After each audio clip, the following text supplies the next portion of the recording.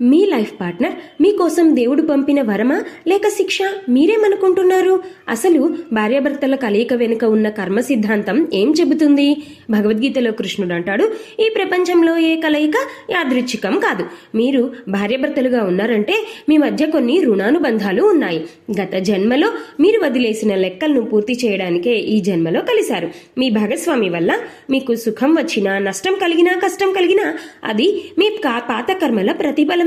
ఎదుటివారిని మార్చాలని చూడటం అజ్ఞానం. వారితో కలిసి మీ కర్మను సమతుల్యం చేసుకోవడమే జ్ఞానం.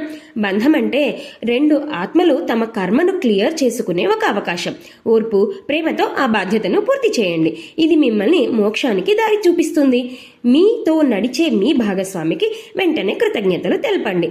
Thanks to my life partner అని కామెంట్ చేయండి. వెంటనే ఇటువంటి మరిన్ని వీడియోల కోసం సబ్స్క్రైబ్ చేయండి గీతా చైతన్యం. Thank you. శ్రీకృష్ణార్పణమస్తు.